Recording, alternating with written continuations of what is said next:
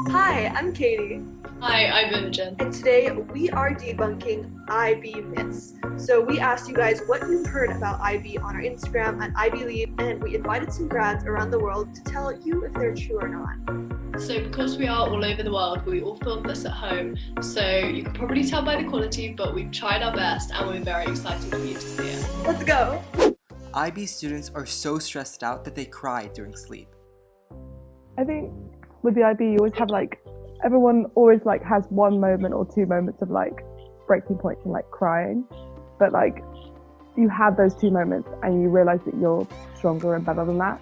You get over it and you continue to work hard, and that's kind of the whole point. And I think what we'll repeat quite frequently with all these questions is that the IB pushes you to your limit, which is hard. But it's worth it in the long run because it teaches you so much about yourself and what you're capable of and develops so many important and valuable skills for the rest of your life. Yeah, and I think there are definitely some stressful points, and it's okay to cry. It's pretty cathartic too, and it's just once you cry, the moment's over, and then you can just move on and go about what you need to do. So it's not exactly a bad thing.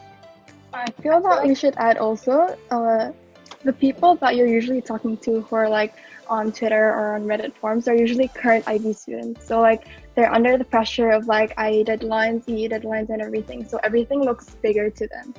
So when future potential IB students are worrying about whether they should take the IB or not, they should take into account that the people that they're talking to are most likely current IB students that are undergoing lots of pressure and stress from IB stuff and university applications.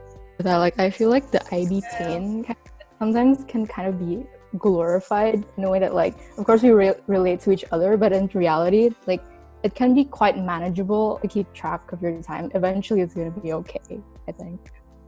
If you're in the IB, you can't have a social life. I would say that is not true.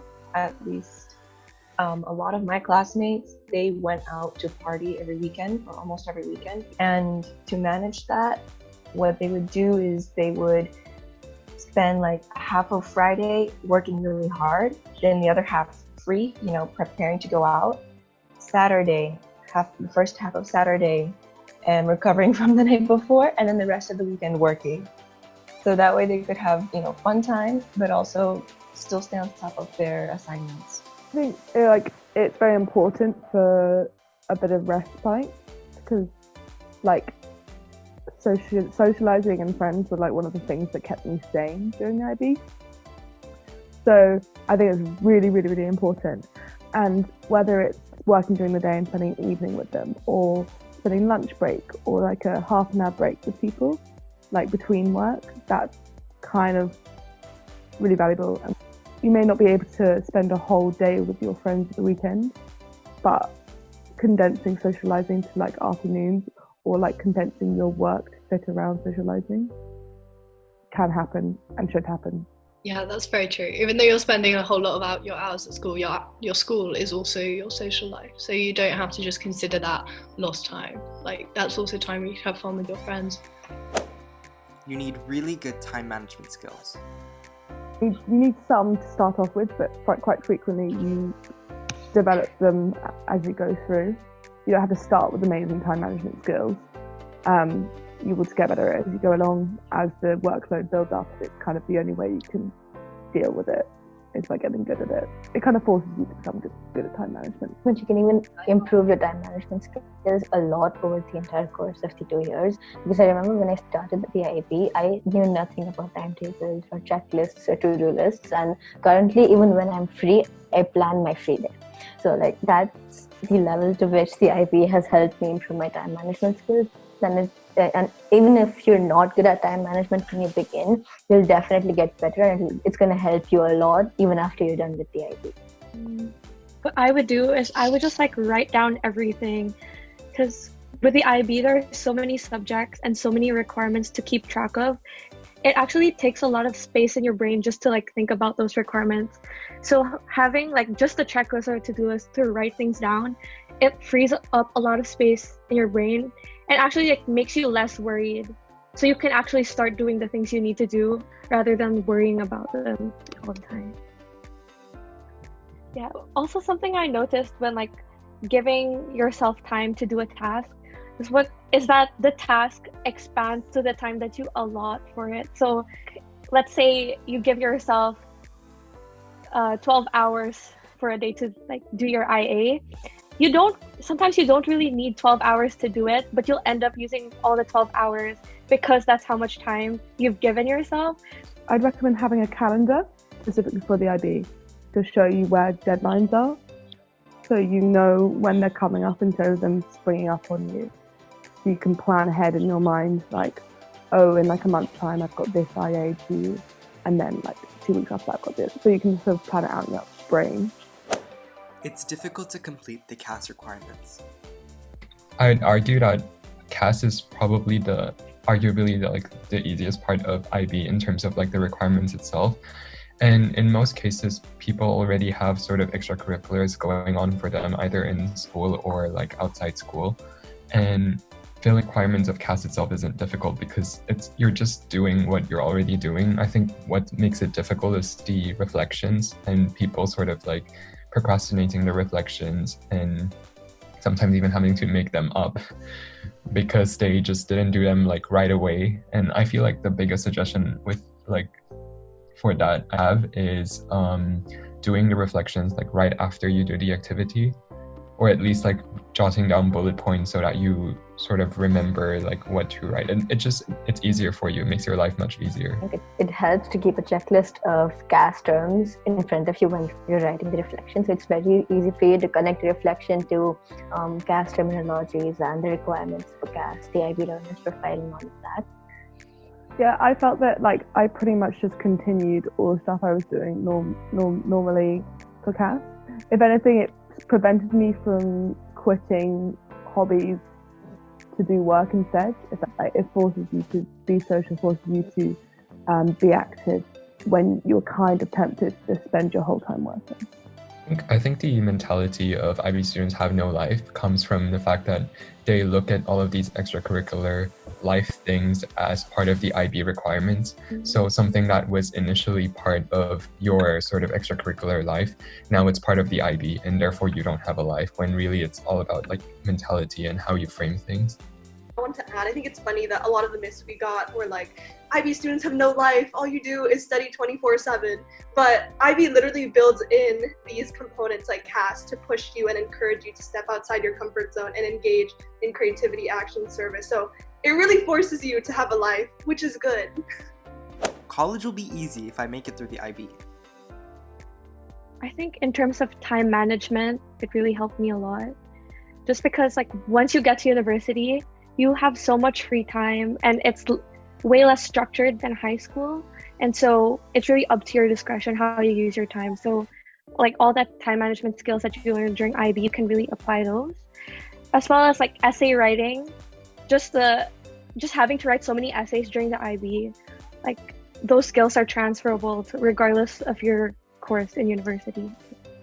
I think the IB prides itself a lot in its holistic education. So it's not just the AP where, you do short responses or take multiple choice tests. We also have to write a lot of essays. We have to present, we have to speak, we have to listen. It encourages critical thinking. It encourages you to question everything, to evaluate from all these different sides. And that's something that the IB really prepared me for. So when I just talk to people, even as an international student, I find that I'm on a similar wavelength and I'm able to keep up and just keep all the options open, not be too certain that, my worldview is right, because there are many different worldviews. And I think IB teaches you to collect and select and take everything that you hear and then make a decision after. IB isn't worth it, and colleges don't value an IB diploma. Personally, it really helped with my university application just because the local high school program here was definitely not something that UBC was looking for. And not just with the application process, but also transfer credits.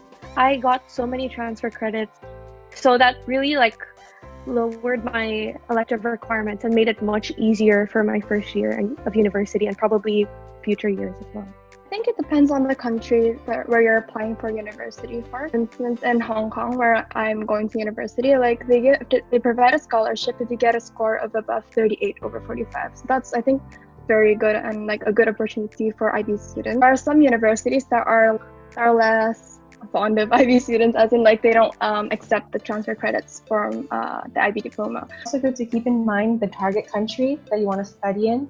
So for example, I wanted to study in the US and I knew I wanted to go there. So I said, okay, let's focus on that, and that's why I took the IB. Had I wanted to stay in Spain, I would have only done the Spanish high school program. Well, my university, they were very generous with giving credits. For the IB, I got credits for all of my classes, both HL and SL.